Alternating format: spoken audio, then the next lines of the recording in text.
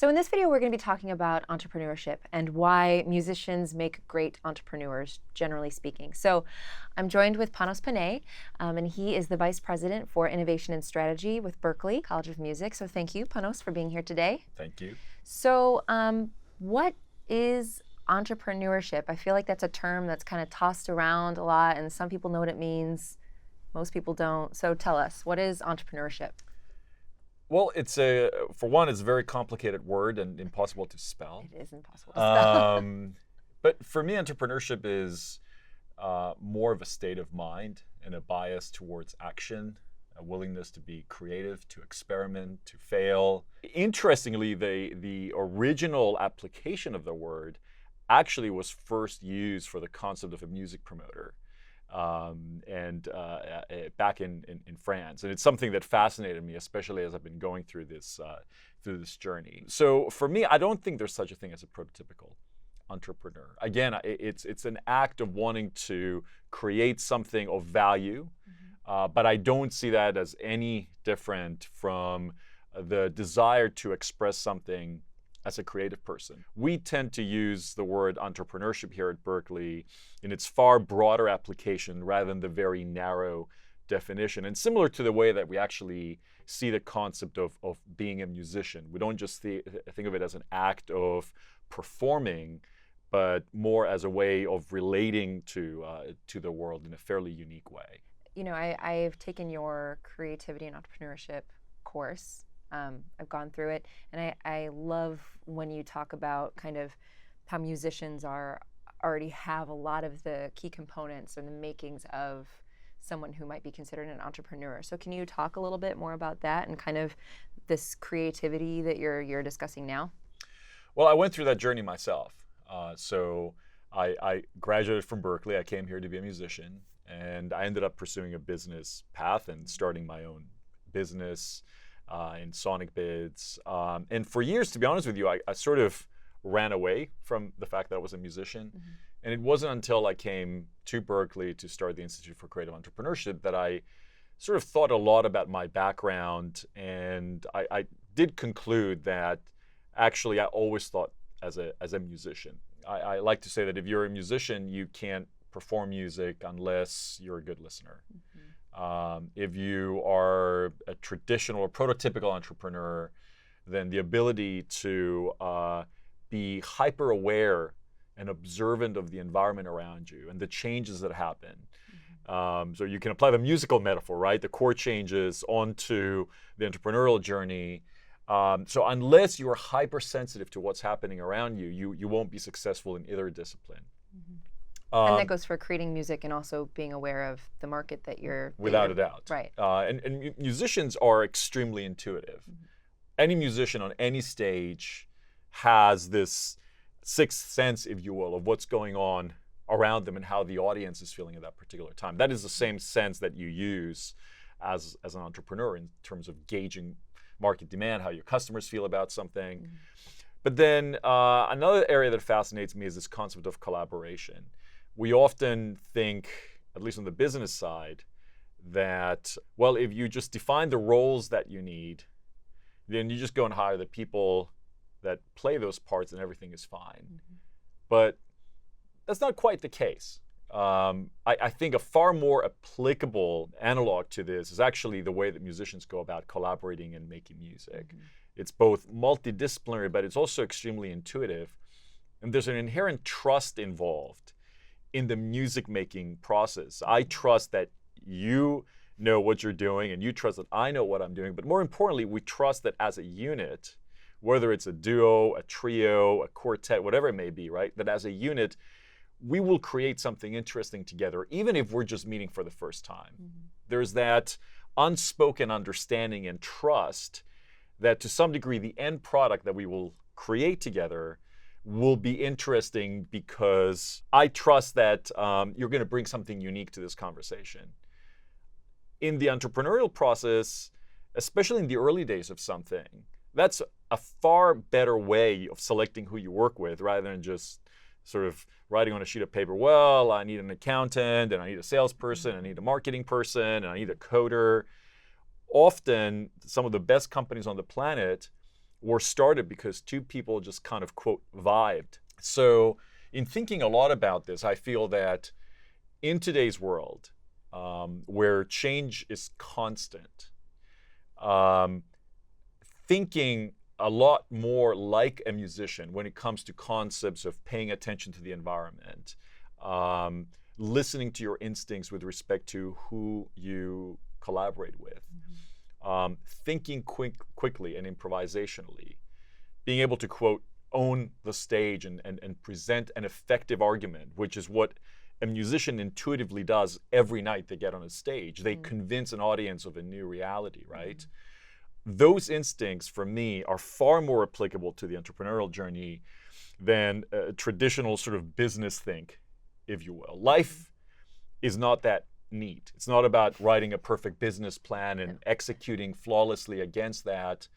I like to use the analogy of gardening versus architecting something. You're much more of a gardener when you're running a business than you are an architect.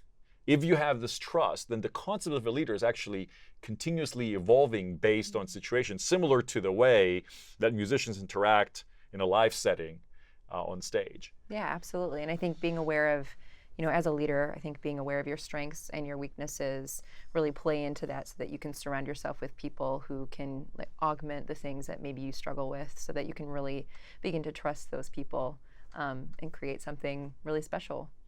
Yeah, and another area that I've been talking actually quite a bit about is that failure, which is the big F word in entrepreneurship, is an endemic part of the music making process.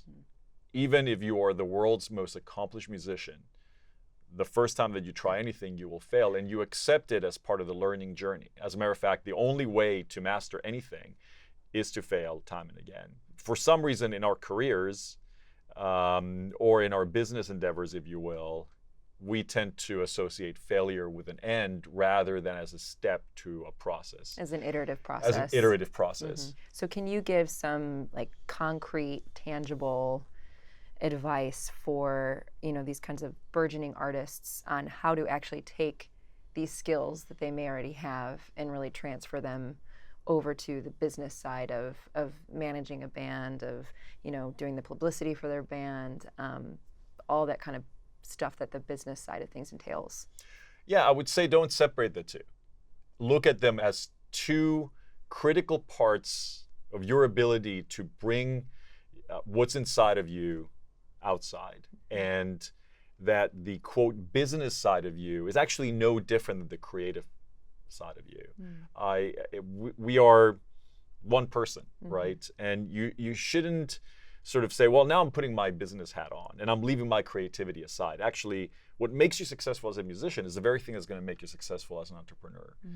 Also, don't approach the business side, if there is such a thing, as something that's the equivalent of chewing bitter greens, right? If you approach it as part of your creative expression, and that it's something fun, just as fun as creating music, but you're creating, quote, music in a different way, that just as you get enjoyment from standing in front of an audience and moving them, right, because of the power of what you're communicating to them through your music, if you apply that and you say, well, I'm going to enjoy moving my prospective consumers or customers in the same way, but I'm using different levers, you'll enjoy the process a lot better. And also understanding that unless you do that, barring maybe the desire to be a hobbyist, then you will never have the ability to accomplish what you set out to accomplish, which I think for any creative person, it's the ability to communicate with others and bring this gift that's inside of you to them and moving them because you're doing that. I absolutely agree with everything that you're saying. I think that it deepens your understanding of your fans, and it deepens their understanding of you.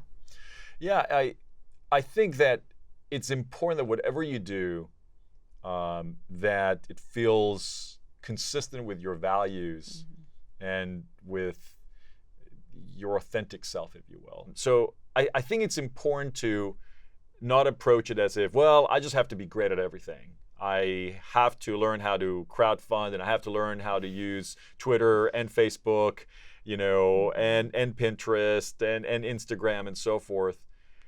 Find those channels that are authentic and feel real to you. Work at them, because look, nothing is going to feel natural the first time. Just like, again, going back to your musical instincts, the first time that you got on stage was probably the most terrifying thing ever. And just like the first time that you picked up a guitar or played the piano or programmed Ableton or whatever it may be, right? So that's my advice to people starting out. But critical that you try, that you understand that this is just as important, if you will, as whatever, learning your scales, practicing, whatever vocals you're doing. It's just part of the same thing. That is excellent advice. So is there any kind of last idea that you want to share? Sure. Work with people that are interesting and people that you have fun working with. I've learned in my career that the most difficult decisions, but the most important decisions you make, are not about money, they're not about products, they're not about songs, they're not about where you live. I mean, it's not all that. Actually, they tend to be about the people that surround yourself with. Going back to the first thing we discussed, it's trust. So to play with people and to create something enjoyable and different, that needs to be the first thing that's present. Absolutely. I completely 100% agree. I want to make sure that I can trust my musicians, that I can trust my producer, my manager, anybody that I work with. I think that's the number one thing that I look for is this someone who shares my vision, and I trust that they have my vision at heart.